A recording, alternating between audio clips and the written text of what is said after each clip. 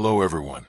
My name is Daniel Frost, and if you're new here, this is where I share real experiences, real stories, that will make you question everything you thought you knew about reality.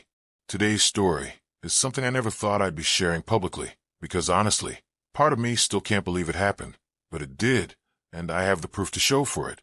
Last summer, I spent 30 days in what locals call the Mercer House, a place so terrifying that the previous 12 tenants left within the first week. Some of them never spoke about what they saw. One of them never spoke again at all. And what I discovered inside those walls changed everything I believed about life, death, and what exists in between. Before I begin, I can see that 80% of my viewers watching right now haven't subscribed yet. So if you're enjoying this content, please hit that subscribe button, smash the like, and turn on the bell icon so you never miss these stories. Also, drop a comment telling me where you're watching from and what time it is for you right now. I absolutely love hearing from you all. And if you have your own paranormal experience, email us or leave it in the comments. I read every single one. Now, let's get into what happened. It started in late June. I had just finished my graduate program in architectural history at Victoria University, and I was completely broke. Student loans piling up, rent overdue, eating instant noodles for the third week straight. You know how it goes. So when I saw the listing for a fully furnished house in Wellington, available for just $50 a month, I thought it was a scam or a typo. Nobody rents a 3-bedroom Victorian-era house for $50 unless something is seriously wrong with it. The landlord's name was Margaret Ashford, a woman in her late 70s with silver hair pulled back, so tight it looked painful. She had these pale blue eyes that seemed to look right through you. When I met her at a coffee shop downtown to discuss the property, she slid the lease across the table with trembling hands. "You're the 15th person I've contacted about this property in 6 months," she said, her voice barely above a whisper. The others all backed out. I asked her why. Tried to sound casual, but my curiosity was definitely piqued. She took a long sip of her tea, eyes distant. "The house has a history, Mr. Frost, a dark one. People hear things, see things. I'm legally obligated to tell you that multiple tenants have reported unusual activity. Now, I'm a rational person. I'd never believed in ghosts or supernatural nonsense. I figured the previous tenants were just easily spooked, or maybe the house had structural issues that created weird sounds. I asked Margaret about the catch. There had to be one. The only requirement, she said, is that you stay for the full 30 days. If you leave early, you pay full market rate for the time you were there, which would be about $3,000 per month. She pulled out a thick folder. You'll also need to keep a daily journal, documenting anything unusual, anything at all. I'm trying to build a case to have the property historically documented. The whole thing seemed strange, but $50 for 30 days, even if the place was creepy. I could handle it. I'd grown up watching horror movies. How bad could it really be? I signed a lease right there. Margaret drove me to the property 3 days later.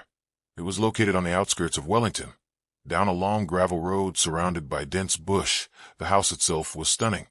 A 3-story Victorian painted in deep burgundy with black trim, tall windows, a wraparound porch, and a tower room on the eastern corner. It looked like something out of a Gothic novel.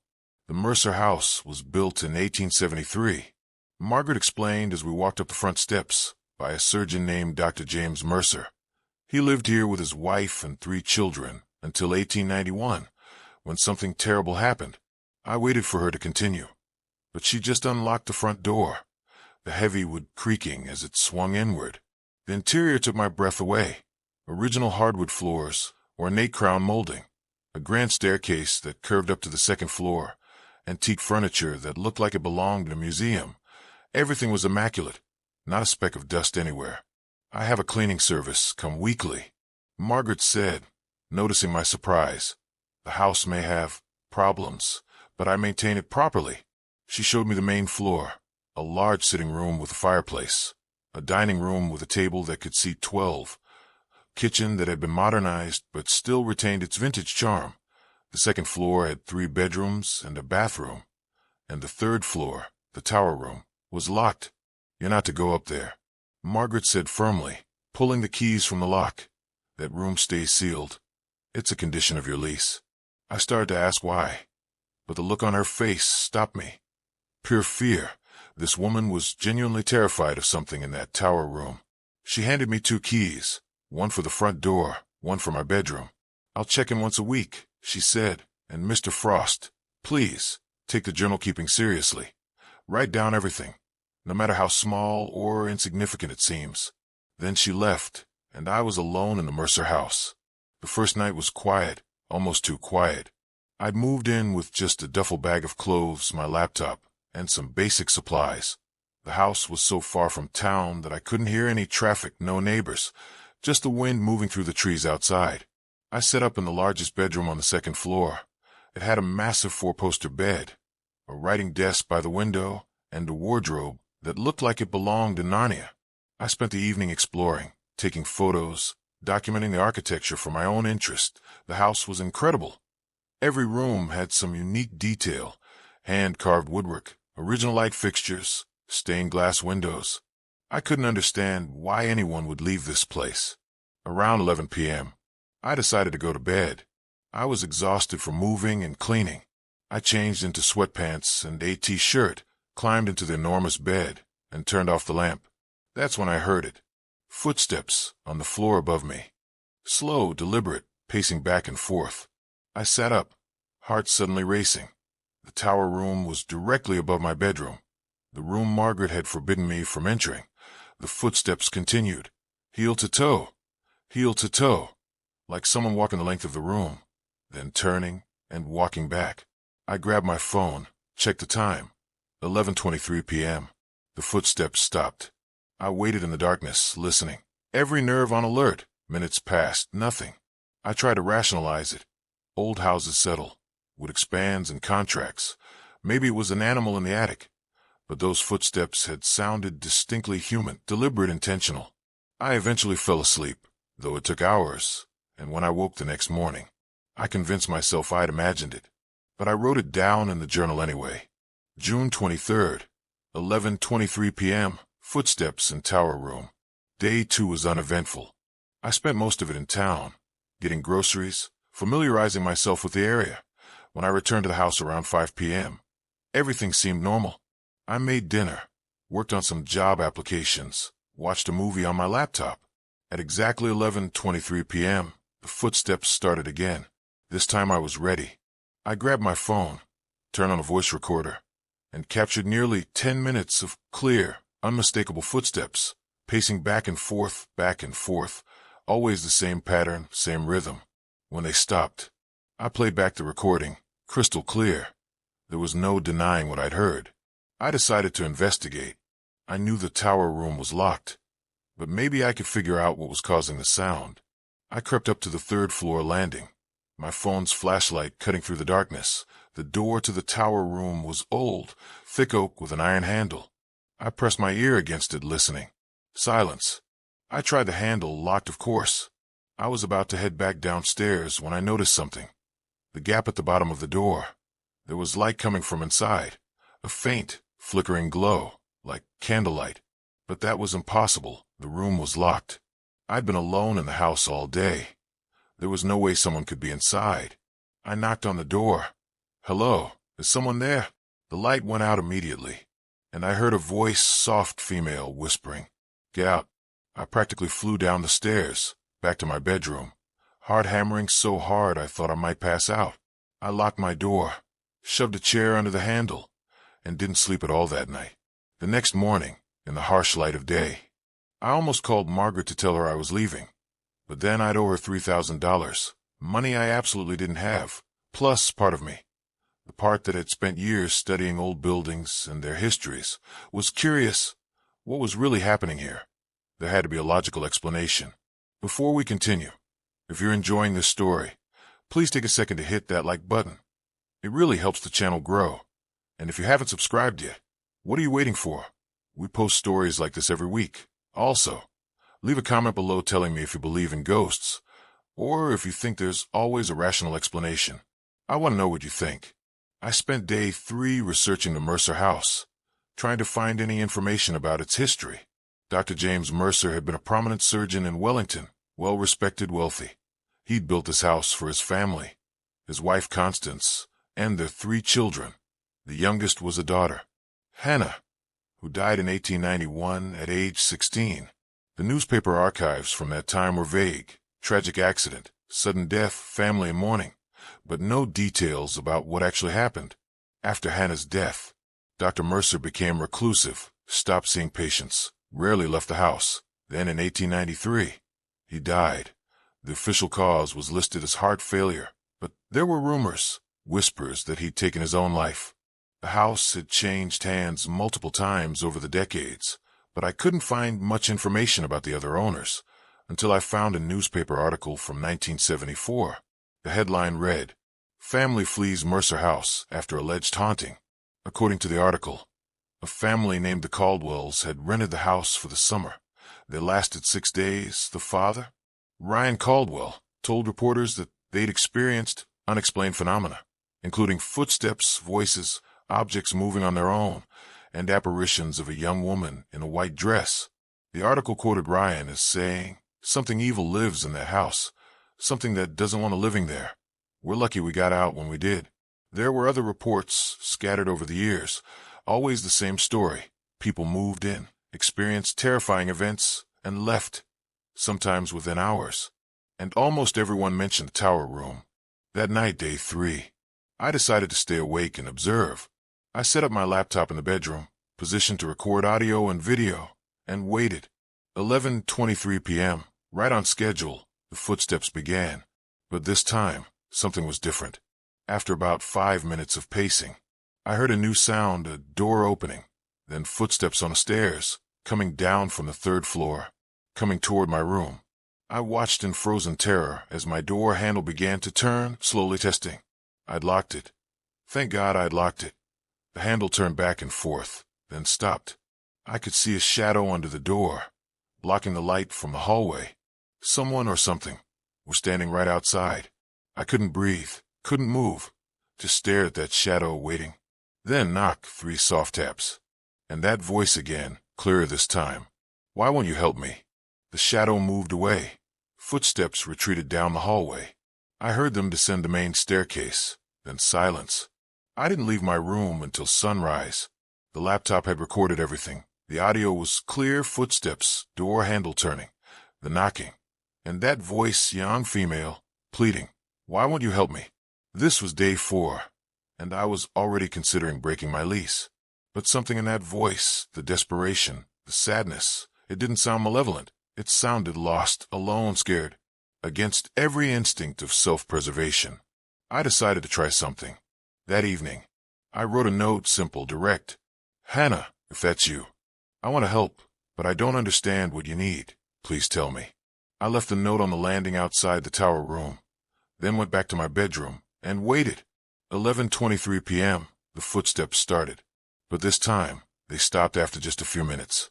I heard the tower room door open, footsteps in the hallway, a long pause, then the sound of paper being picked up. More footsteps, but different now, faster, urgent, coming down the stairs, past my floor, continuing to the 1st floor. I waited 10 minutes, then gathered my courage and left my room. The note was gone from the landing. I crept downstairs, following some instinct I couldn't explain. In the sitting room, on the small writing desk by the window, I found a response. The handwriting was old-fashioned, elegant, written in what looked like fountain pen ink. "He keeps me here, in the tower. I cannot leave. He watches always. You must find the key. Destroy what binds me. The truth is in his study, please." I have been alone so long. My hand shook as I read it. Margaret hadn't mentioned anything about a study. I'd explored every room on the 1st and 2nd floors, unless I spent the next hour searching, tapping walls, checking for hidden panels, moving furniture, until finally, in the library, I found it, a section of bookshelf that swung outward on hidden hinges, revealing a narrow door. Dr. Mercer's private study. The room was small, windowless, lit only by my flashlight. A desk sat in the center, covered in papers, medical journals, personal notes, and photographs. So many photographs, all of the same subject. Hannah. Hannah as a baby, as a child, as a young woman. Hundreds of photos, covering every surface, and on the walls, sketches, drawings, all of her. It was a shrine and obsession. I rifled through the papers, and slowly, horribly, the truth emerged. Dr. Mercer's notes were detailed, clinical, disturbing. He'd been experimenting with what he called preservation of essence, attempting to keep his daughter's spirit bound to the physical world after her death. She died of tuberculosis, a slow, painful death. He'd been with her in the tower room, her bedroom, when she'd passed, and he'd performed some kind of ritual, using her belongings, her hair, her blood, creating what he called anchors, objects that would keep her spirit tethered to the house, specifically to the tower room. He'd kept her trapped here for over 130 years. The notes described how he'd speak with her, see her, hear her footsteps. He believed he'd succeeded, that he'd conquered death, that he could keep his daughter with him forever. But the final entry, dated just days before his own death, was different. The handwriting was frantic, barely legible. She begs me to release her. She cries. She screams.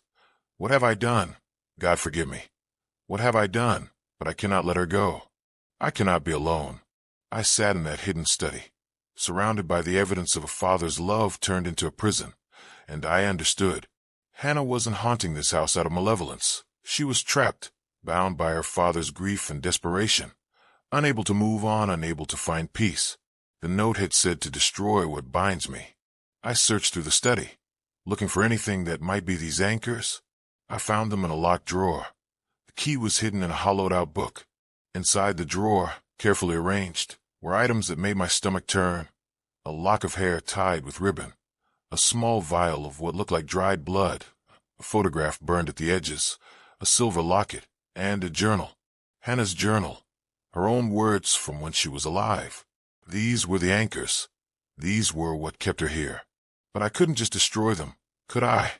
These were historical artifacts, possibly the only remaining personal effects of this girl. Plus, what if I was wrong? What if destroying them didn't free her? What if it just erased her completely? I needed to think, to plan. I carefully packed everything back into the drawer, locked it, and left the study, sealing the hidden door behind the bookshelf. That night, I couldn't sleep.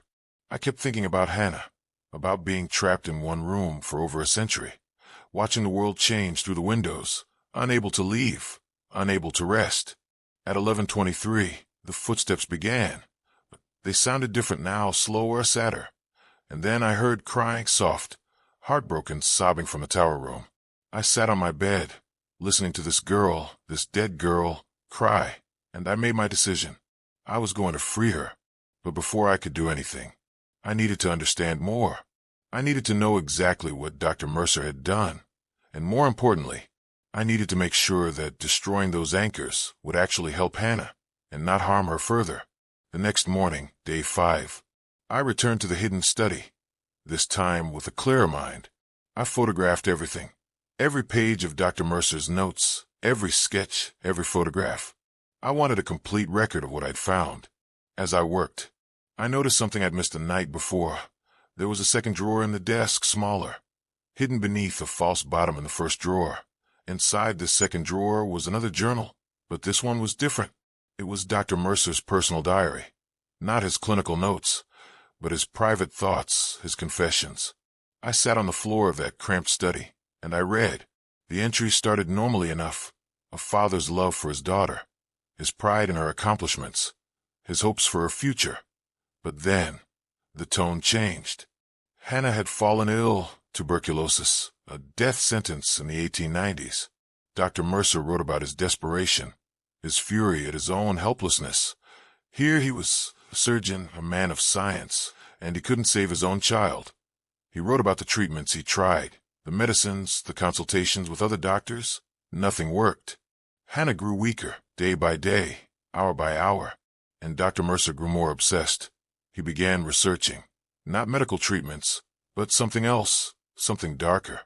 He wrote about ancient texts, occult practices, rituals that promised to bridge the gap between life and death.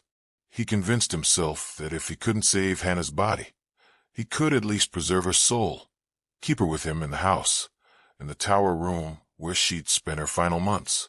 The entries became frantic, disturbed. He wrote about collecting her hair as it fell out, about taking samples of her blood under the guise of medical treatment, about preparing the ritual in secret. even as Hannah lay dying in the room above. If you're still watching, thank you. I know this story is getting intense, but trust me, it gets even more unbelievable. If you're new here, please subscribe. Hit that notification bell, and let me know in the comments if you've ever experienced anything paranormal. Your stories help me know I'm not alone in this. Now, let's continue. The night Hannah died, Dr. Mercer was ready. He wrote about sitting beside her bed, holding her hand, feeling her grow cold, and then performing the ritual. He described it in detail. The words he spoke, the arrangement of the objects, the symbolic gestures. It was a binding spell, designed to anchor her spirit to the physical world, to the tower room to him. And it worked. He wrote about seeing her that first night, translucent, confused, calling out for her mother, for help. He wrote about his joy, his triumph. His daughter was still with him. Death had been conquered. But the later entries told a different story. Hannah didn't understand what had happened. She thought she was still sick, still dying. She tried to leave the tower room, but she couldn't. She was bound there, trapped by invisible chains. She begged her father to let her go, to help her. She could see the light. She wrote in her own ghostly hand on paper he left for her. She could see her mother, her grandmother. They were waiting for her, calling to her. But she couldn't reach them. Dr. Mercer refused. He couldn't bear to lose her. Not again, not ever. Months passed. Hannah stopped begging, stopped writing. She paced the tower room, hour after hour, the same pattern. 11:23 p.m. was the exact time she died, and every night at that time, she would relive those final moments, walking the room as she had in her last hours of life. Dr. Mercer wrote about his growing horror, his realization of what he'd done. He'd created a prison, not a sanctuary. He'd condemned his daughter to an eternity of isolation and suffering. He tried to reverse the ritual, but he couldn't. The binding was too strong, or perhaps some part of him still couldn't let her go. The final entry in his diary was dated 2 days before his death. I have destroyed myself trying to keep her, and in doing so, I have destroyed her as well. She no longer speaks to me, no longer looks at me. She simply paces and weeps, and I cannot free her. I am a coward. I am a monster. May God have mercy on my soul, because my daughter never will. 2 days later, Dr. Mercer was found dead in the study, the very room where I now sat. The official report said heart failure, but I knew better. He'd taken his own life, unable to live with what he'd done, but too cowardly to undo it first. And Hannah remained trapped, alone, for 134 years. I closed the diary, my hands shaking, tears streaming down my face. This poor girl, this poor, lost, suffering girl. I gathered up the anchors. I didn't need to study them anymore. I didn't need to hesitate. I knew what I had to do. I carried them up to my bedroom, laid them out on the desk, and I waited for night to fall. At 11:23 p.m., the footsteps began. I stood, took a deep breath, and walked up to the 3rd floor. I stood outside the tower room door, the locked door I'd been forbidden to open. Hannah, I called out, I know what your father did. I know you're trapped. I have the anchors, and I'm going to free you. But I need you to tell me how. The footsteps stopped. Silence. Then, that soft voice, closer than it had ever been, right on the other side of the door. You believe me. You truly want to help. Yes, I said. I promise. There was a long pause, and then the lock clicked. The door I'd been told would stay sealed. The door Margaret had locked with her own hands swung slowly open, and I saw her. Hannah stood in the center of the tower room, translucent, shimmering, wearing a white nightgown, her long dark hair loose around her shoulders. She looked exactly like the photographs, 16 years old, forever 16. But her eyes held centuries of pain. You're the first one who stayed, she whispered. The first one who listened, the first one who cared. I stepped into the room, my heart pounding. The others, the previous tenants, they ran. She nodded slowly. They were afraid. I don't blame them. I am a ghost, a dead thing, something that shouldn't exist. But you're different. You understand old things. You respect them. The room was exactly as it must have been when she was alive. A 4-poster bed with lace curtains, a vanity with silver brushes, bookshelves filled with old volumes, and windows, tall windows on all sides. offering views of the forest, the sky, the world Hannah could see but never touch. Tell me what to do. I said, tell me how to free you. She moved closer, not walking, floating, her feet never quite touching the floor. The anchors must be destroyed, she said, but not just destroyed. They must be released with intention, with respect. My father bound me with love twisted into obsession. You must unbind me with compassion, with the genuine desire to see me free. When? I asked. She looked toward the eastern window, where the first light of dawn would eventually appear midnight, on the anniversary of my death. June 27th, 3 days from now. That's when the veil is thinnest. That's when the binding is weakest. That's when I have the best chance of breaking through to the other side. And if it doesn't work? I asked quietly. Then I remain here, she said simply, forever.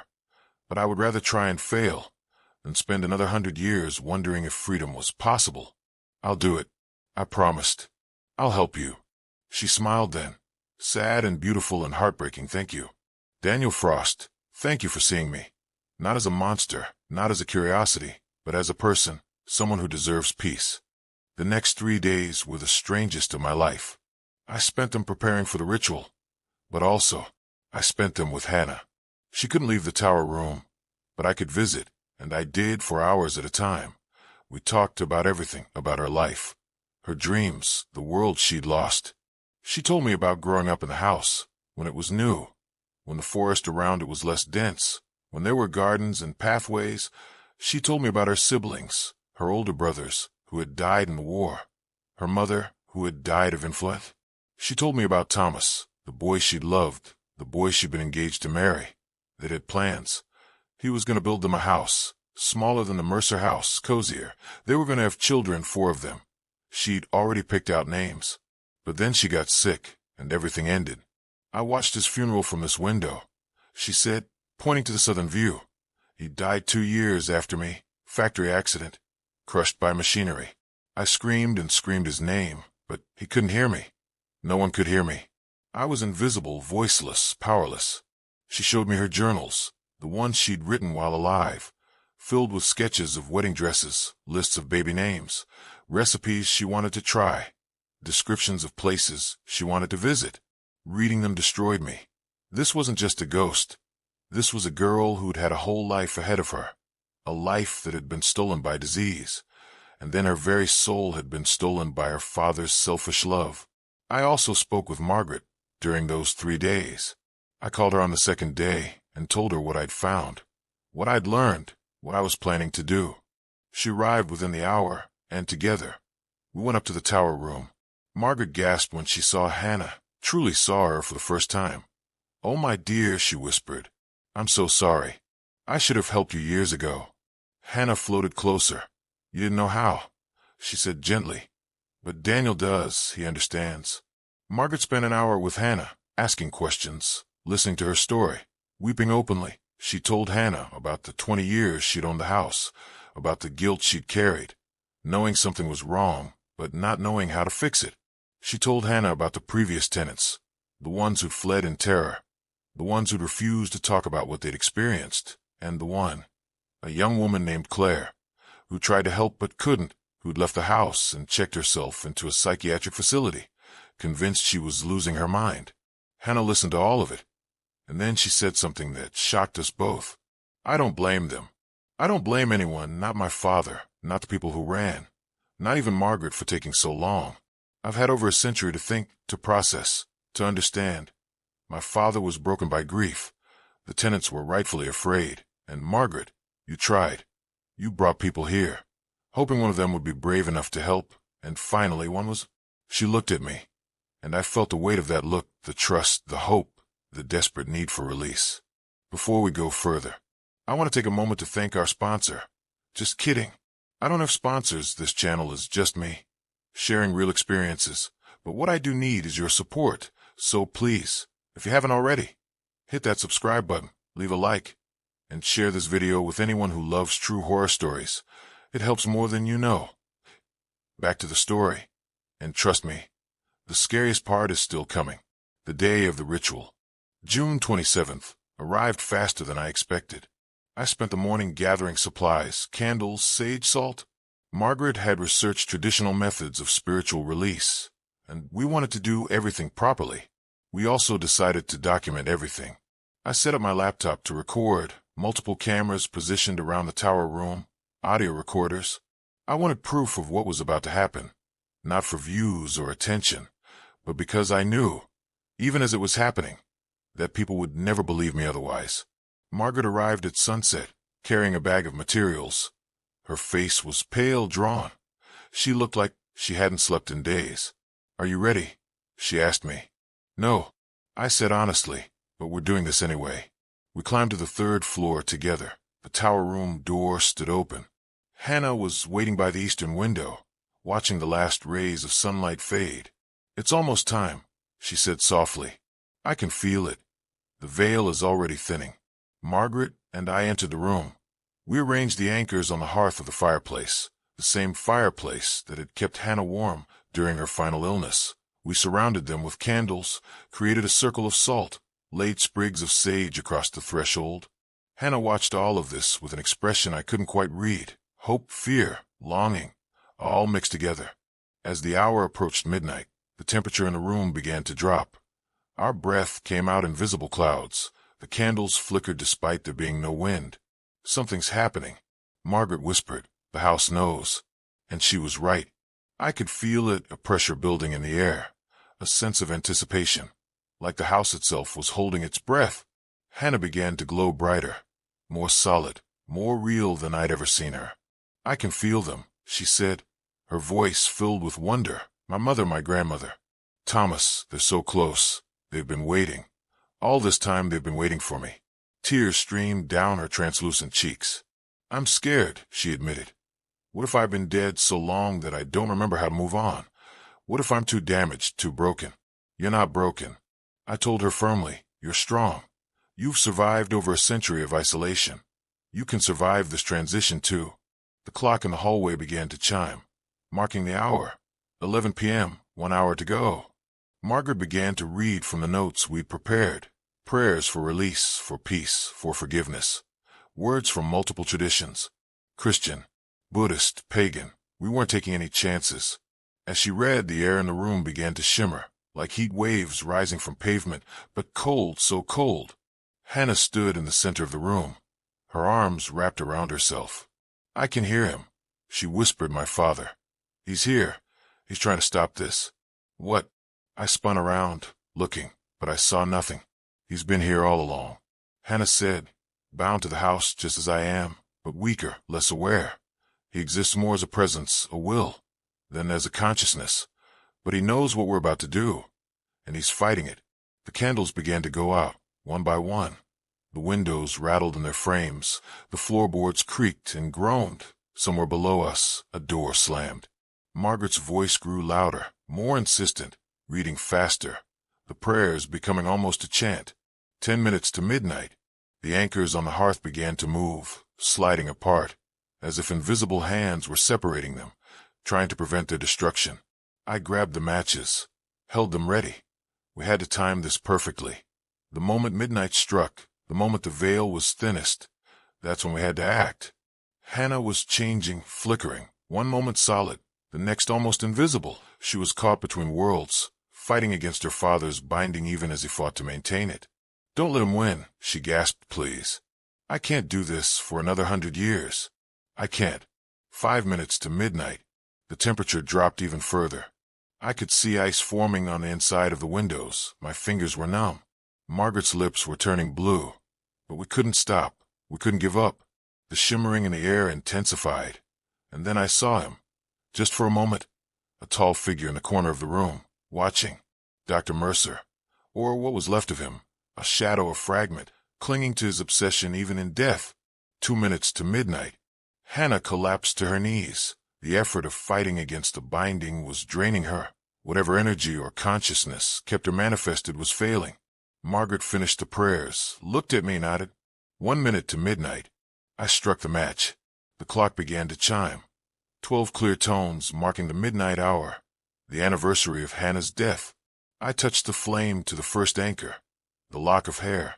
It caught instantly, burning with a bright, Unnatural light, blue and white and gold all at once. Hannah screamed. But it wasn't a scream of pain. It was a scream of release, of something breaking, shattering, falling away. I lit the second anchor, the vial of dried blood. It exploded into flame, the glass shattering, the fire spreading to the photograph, the locket, the journal. One by one I fed them to the flames. With each item that burned, Hannah grew brighter, more substantial, more alive than she had been in over a century. And Dr. Mercer's shadow grew weaker, fainter, his hold breaking with every anchor destroyed. The tower room filled with light, brilliant, blinding, warm despite the freezing cold. And in that light I could see them, other figures, translucent like Hannah, but whole, complete, smiling. Her mother, arms outstretched, calling her daughter home. Her grandmother, younger than Hannah remembered, radiant with joy. And Thomas, the boy she'd loved, still 16, still waiting, still keeping his promise. "Hannah," he said, and his voice was like music, like sunlight, like everything good that death was supposed to be. "I told you I'd wait. I told you we'd be together." Hannah rose to her feet, the binding shattered, the chains broken. She was free, truly free, for the first time in 134 years. She turned to me, to Margaret, and smiled, a smile of pure, perfect, complete peace. "Thank you," she whispered. "Thank you for giving me back eternity." She moved toward the light, toward her family, toward Thomas, who took her hand, their fingers intertwining, and together they began to fade. "Wait," I called out. "Will you be okay? Will you find peace?" Hannah looked back one final time, her face filled with more happiness than I'd ever seen in any living person. "I already have," she said, and then she was gone. The light faded, the cold dissipated, the candles that remained flickered normally. The room was just a room again, empty, quiet, at peace. Margaret collapsed into a chair, sobbing, relief and exhaustion overwhelming her. I sank to the floor, my legs unable to support me. We'd done it. We'd actually done it. The cameras had captured everything. The lights, the shadows, Hannah's transformation, her final moments before crossing over. It was all there, documented, undeniable. We sat in that tower room until dawn, neither of us able to speak, both of us processing what we'd witnessed. When the sun finally rose, streaming through those tall windows, the room looked different somehow, lighter, cleaner, as if a weight had been lifted not just from Hannah, but from the house itself. The remaining 23 days of my stay at the Mercer house were completely uneventful. No footsteps, no voices, no flickering lights, no cold spots. The house was just a house, beautiful, historic, but no longer haunted. Margaret came by on day 25. She walked through every room, climbed to the tower, stood in the center where Hannah had spent over a century trapped. "She's really gone, isn't she?" Margaret said softly. "I can feel it. The house feels different." "She is." I confirmed. "She's with her family now, with Thomas. She's where she was always meant to be." Margaret nodded, tears streaming down her weathered face. "I've owned this property for 20 years. 20 years of guilt, of failed attempts, of watching people run in terror. And you, a broke graduate student, you succeeded where everyone else failed. Why? What made you different?" I thought about that for a long time before answering. I said slowly, "It's because I didn't see her as a problem to be solved, or a mystery to be investigated, or a ghost to be feared. I saw her as a person, someone who was suffering, someone who deserved help, and I think she knew that. I think that's why she trusted me." Margaret smiled through her tears, handed me an envelope. "What's this?" I asked. "Open it," she said. Inside was a check for $15,000. "Margaret, I can't accept this." "You can and you will," she said firmly. "You freed that poor girl. You gave her peace. You gave me peace, and more than that, you've given me the ability to finally sell this property without guilt, without feeling like I'm passing a curse along to some unsuspecting family. This house can be a home now, a real home, and that's worth more than any amount of money." I tried to argue, but she wouldn't hear it. The money would cover my student loans, get me back on my feet, give me a fresh start. Before she left, Margaret asked me one final question. "The footage, the recordings, what are you going to do with them?" I looked at my laptop, at the files that contained proof of the impossible. Proof that ghosts were real, that love could transcend death, that sometimes the dead needed help just as much as the living. I'm going to share them. I said, not for fame, not for money, but because Hannah's story deserves to be told. She lived, she suffered, she was trapped, and she was freed. People need to know that she existed, that she mattered. Margaret nodded. I think she'd like that.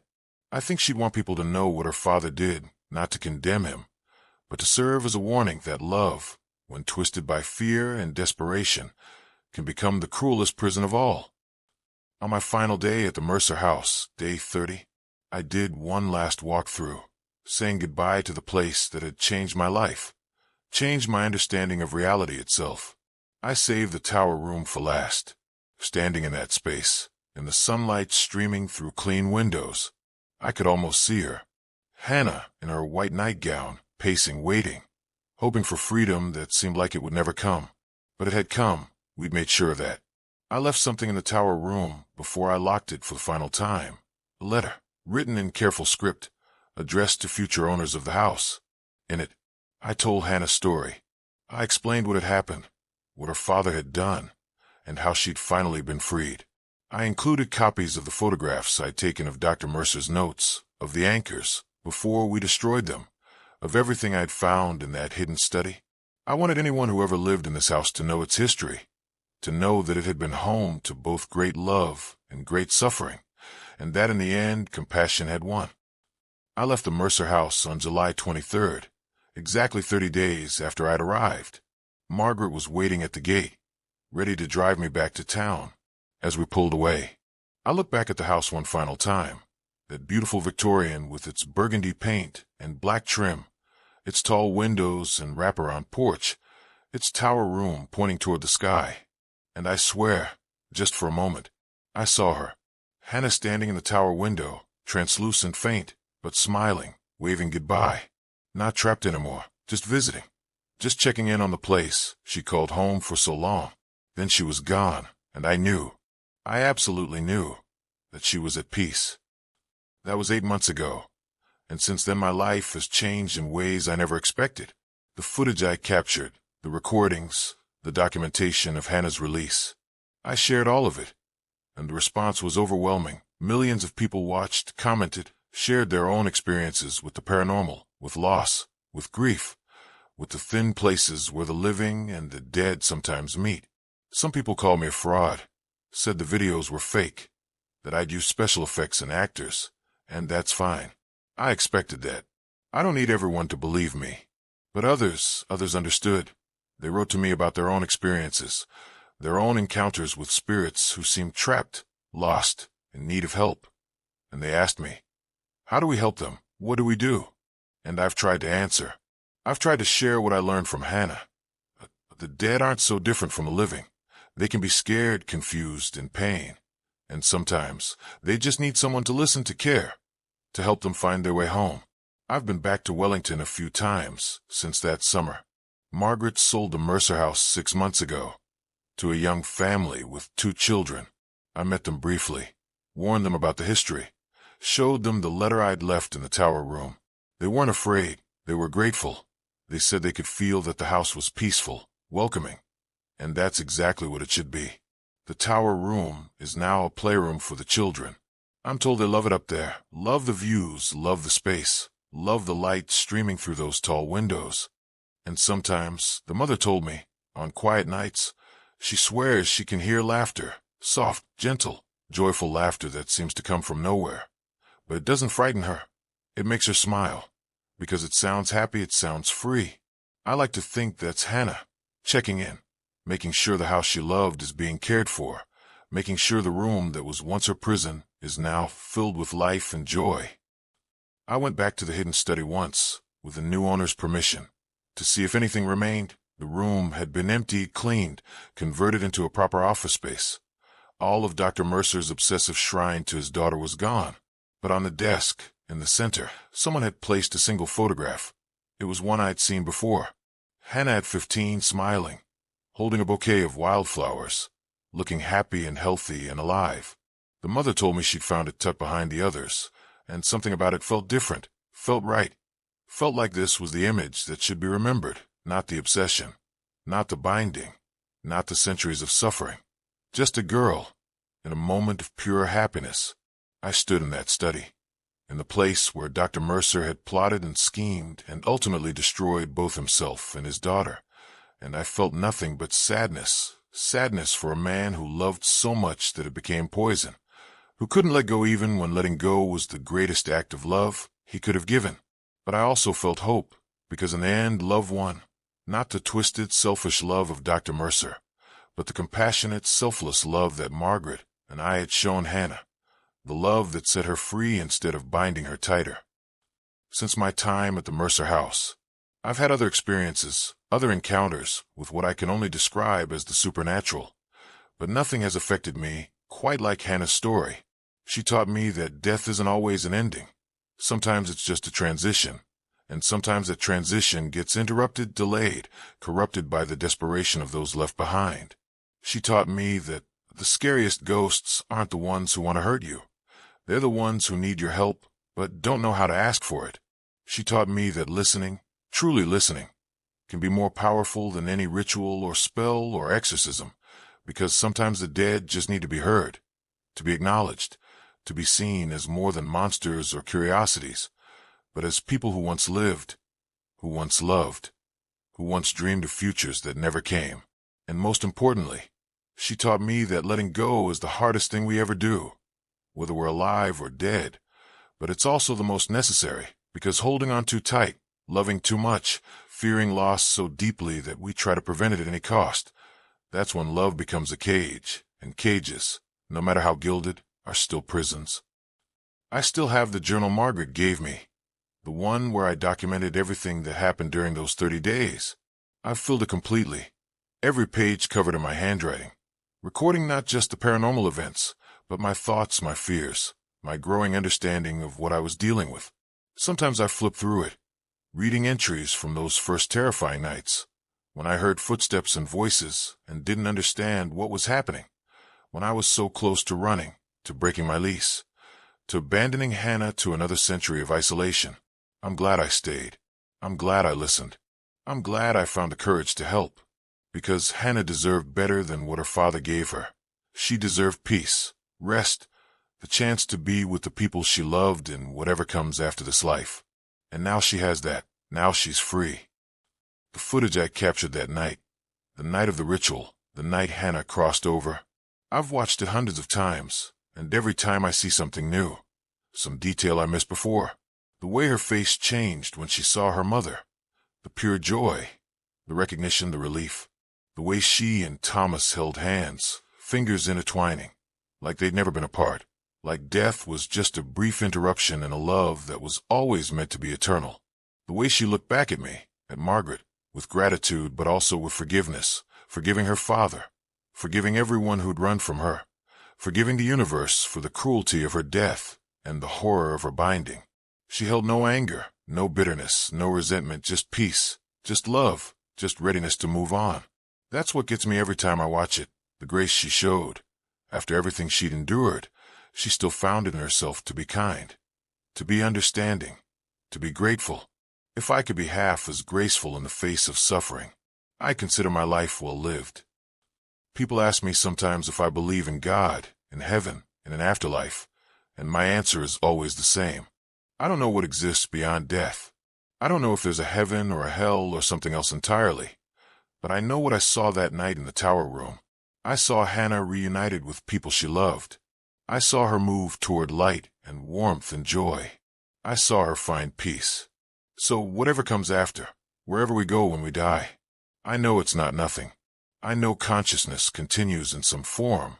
I know love survives death, because I watched it happen. I have proof. And that changes everything. It changes how I live, how I love, how I say goodbye. Because I know now that goodbye isn't forever. It's just, see you later. The hidden study, where I found all of Dr. Mercer's notes and journals. I've thought a lot about that space, about what it represents.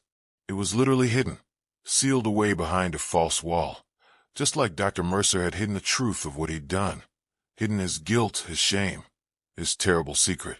But secrets like that, they don't stay buried, They seep out. They infect everything around them. They turn houses into places of fear and suffering. It wasn't until I found that study, until I brought those secrets into the light, that healing could begin, that Hannah could be freed, that the house could become whole again. I think there's a lesson in that, about the secrets we keep, the guilt we hide, the things we're too ashamed or afraid to acknowledge. They hurt us. They hurt the people around us. They create prisons for everyone involved. Sometimes the bravest thing we can do is open the hidden door, face what's inside, bring it into the light, and deal with the consequences, no matter how painful. Margaret and I still keep in touch. She emails me every few weeks, updating me on the house, on the family living there now, on how peaceful everything has remained.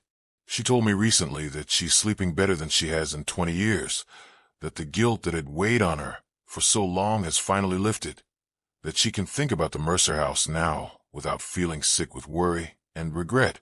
She's even started researching other properties in the area, other old houses with dark histories, other places where spirits might be trapped suffering, in need of help. She asked me if I'd be willing to investigate with her, to use what we learned from Hannah's case to help others. I said yes. Of course I said yes, because if there are other spirits out there like Hannah, other souls bound by grief or violence or unfinished business, they deserve the same chance at peace, the same opportunity to move on, to be free. We're planning our first investigation for next month. An old manor house about 50 miles from Wellington. The owner reports similar phenomena: footsteps, voices, objects moving, doors opening and closing on their own. Am I scared? Absolutely. What we did with Hannah worked, but it could have gone wrong in so many ways. The ritual could have failed. The binding could have been too strong. Dr. Mercer's spirit could have fought harder. But it didn't. We succeeded. And that gives me hope that we can succeed again. I've been asked many times why I'm sharing this story, why I'm putting it out there for the world to judge and debate and potentially ridicule. The truth is, I share it because Hannah deserves to be remembered, not as a ghost, not as a haunting, but as a person. A 16-year-old girl named Hannah Mercer, who lived and loved and died too young, and who spent over a century trapped by her father's inability to let her go. I share it because her story is a tragedy, but also a triumph, because in the end, she won, she escaped, she found peace. I share it because I think people need to know that the supernatural isn't always malevolent, isn't always something to be feared and avoided. Sometimes it's just sad. Sometimes it's just lost souls looking for help, looking for someone brave enough and kind enough to listen. And I share it because if my story, if Hannah's story, can give even one person the courage to help a spirit in need, to face their fears, to choose compassion over terror, then it's worth whatever skepticism or mockery might come my way. The anniversary of Hannah's release is coming up soon. June 27th, 1 year since that midnight ritual in the tower room. 1 year since we broke the binding and set her free. I'm planning to visit the Mercer house on that day, with Margaret, with the new owner's permission, to mark the occasion, to remember Hannah, to honor her memory. I'm going to bring wildflowers, like the ones she was holding in that photograph, and I'm going to leave them in the tower room, in the space that was once her prison, but is now just a sunny playroom filled with children's laughter. I'm going to stand at those tall windows, looking out at the forest, the sky, the world she could see but not touch for so long, and I'm going to say thank you. Thank you for trusting me. Thank you for letting me help. Thank you for teaching me that death isn't the end, just a doorway, and sometimes we all need help finding the handle. There are still nights when I wake up at 11:23 p.m., that precise time when Hannah died, when she began her nightly pacing, when the trauma of her death replayed over and over for more than a century. I wake up and I listen, half expecting to hear footsteps, that slow, deliberate, heel-to-toe pattern, but there's nothing, just silence, just the normal sounds of whatever place I'm sleeping. And instead of feeling scared or unsettled, I feel grateful that Hannah is no longer pacing, no longer trapped in that moment of her death, no longer alone. I like to imagine where she is now. I picture her with Thomas, walking hand in hand through fields of light, no longer 16 and dying, but whole, complete, eternal. I picture her reunited with her mother, with her grandmother, with her brothers who died in the war, all of them together, all of them at peace. I picture her looking back sometimes, at the house where she suffered, at the world she left behind, but not with sadness or longing, just with the gentle nostalgia of someone who has moved on to something better. And I really hope, that when my time comes, when I cross that threshold between life and whatever comes after, that Hannah will be there waiting, ready to show me that there's nothing to fear, that death is just another beginning, just another adventure. If you've made it this far, if you've listened to this entire story, thank you truly. Thank you for giving Hannah's story the attention it deserves. Thank you for being willing to consider that maybe, just maybe, there's more to this world than what we can see and touch and prove. I know some of you don't believe me. You think this is fiction, that I made it all up for views or attention or money. And that's okay. You're entitled to your skepticism, your doubt. But I know what I experienced. I know what I saw. I know what I felt. And I know that somewhere, beyond the veil that separates life from death, a girl named Hannah Mercer is finally free, finally at peace, finally home. And that's enough for me.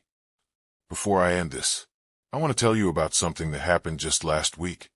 Something that still gives me chills when I think about it. I was cleaning out my apartment, packing to move to a new place, when I found something I'd forgotten about, tucked in the back of a drawer, wrapped in tissue paper. It was the key Margaret had given me on my first day at the Mercer house, the key to my bedroom. I'd kept it as a memento, a reminder of those 30 days that changed everything. When I unwrapped it, something fell out. A small piece of paper, folded multiple times, yellowed with age, covered in that elegant, old-fashioned handwriting I'd come to recognize. Hannah's handwriting. My hand shook as I unfolded it, read the words she'd written. Dear Daniel, if you're reading this, then time has passed, and you've moved on with your life, as you should. I wanted to leave you with something, a reminder that what we did mattered, that I mattered, that you gave me the greatest gift anyone could give, freedom. I don't know how this note will find you, or when, but I trust that it will, at the right moment, when you need to remember. Thank you for seeing me. Thank you for helping me. Thank you for letting me go. Until we meet again, on the other side, your friend, Hannah. I sat on my apartment floor, holding that note, crying, because somehow, impossibly, she found a way to reach me one last time, to let me know she was okay, to remind me that what we did was real, was important, was worth remembering. How did that note get into my drawer? How did it appear wrapped with a key I'd carried for months? I have no idea. I have no rational explanation. But I don't need one, because I understand now that there are things in this universe that defy explanation, that transcend logic, that exist in spaces between what we know and what we can prove. And that's okay. That's beautiful. That's exactly how it should be. So that's my story. That's what happened during those 30 days at the Mercer house. That's how I met a ghost, became her friend, and helped set her free. I've got the footage, the recordings, the photographs, Hannah's note, all of it locked away safe. Proof that I'm not crazy. Proof that what I experienced was real. But even without proof, even if every piece of evidence disappeared tomorrow, I would still know. I would still remember. I would still carry Hannah with me, her story, her suffering, her courage, her grace. Because some things you just know, deep in your bones, in that place where logic can't reach, you know they're true. And I know Hannah Mercer lived and died and was trapped and was freed and is now at peace. I know it the way I know the sun will rise, the way I know love is real, the way I know that death is not the end. I just know. If you're someone who has experienced something paranormal, something you can't explain, something that scared you or confused you or changed how you see the world, I want you to know you're not alone. You're not crazy, and your experience matters. Don't let anyone convince you that what you saw or heard or felt wasn't real. Trust yourself. Trust your experience. Trust that there are things in this world we don't fully understand, and that's okay. And if you're someone who is dealing with a haunting, with a spirit in your home or your life, remember what I learned from Hannah. Approach it with compassion, with curiosity, with a willingness to help rather than just drive it away. Most spirits aren't malevolent. They're just lost, stuck, in need of assistance, and sometimes all they need is someone willing to listen, to care, to help them find their way home. I've been asked what I believe now, after everything that happened, about ghosts, about the afterlife, about the nature of reality itself. And my answer is simple. I believe in mystery. I believe there are things we can't explain, forces we can't measure, realities that exist alongside our own that we're only beginning to glimpse. I believe that love is the strongest force in the universe, stronger than death, stronger than time, stronger than any binding or prison or cage.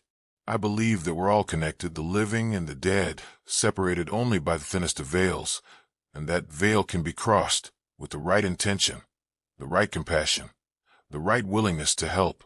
And I believe that Hannah Mercer, wherever she is now, is happy, is free, is exactly where she's meant to be. And honestly, what more could I ask for? Thank you for watching. Thank you for listening. Thank you for caring about Hannah's story. It means more to me than you could possibly know. If you enjoyed this story, if it moved you or scared you or made you think differently about the world, please hit that like button. Leave a comment telling me what you thought, and subscribe to the channel so you never miss future stories. Because trust me, I have more to share, more experiences, more encounters with the impossible. I want to know, do you believe in ghosts? Have you ever experienced something paranormal, something you couldn't explain? Drop your stories in the comments. I read every single one, and who knows, maybe your experience will be the next story I share. Also, let me know what topics you want me to explore next. Haunted houses, demonic possessions, cryptids, UFOs, time slips. I'm interested in all of it. Anything that challenges our understanding of reality. Anything that reminds us that we don't have all the answers. So comment below. Tell me what you want to hear about. Tell me what keeps you up at night. Tell me what mysteries you want explored. Where are you watching from? What time is it right now? Are you watching alone or with friends? In the dark or with all the lights on? I love knowing who's out there, who's part of this community we're building. This community of people who aren't afraid to question, to wonder, to believe in the impossible. And if you have your own paranormal experience, if you have a story you need to share, send it to me. Email address is in the description. Maybe your story will help someone else. Maybe it will give someone the courage to face their own fears, to help their own trapped spirit, to find their own peace. Until next time, stay curious, stay brave, stay open to the mysteries that surround us every day. And remember, death is not the end. It's just another door. And sometimes, we all need help finding the key. This is Daniel Frost, signing off. And I'll see you in the next one. Thank you for being here. Thank you for caring. Thank you for believing. Goodbye for now, but not forever. Never forever.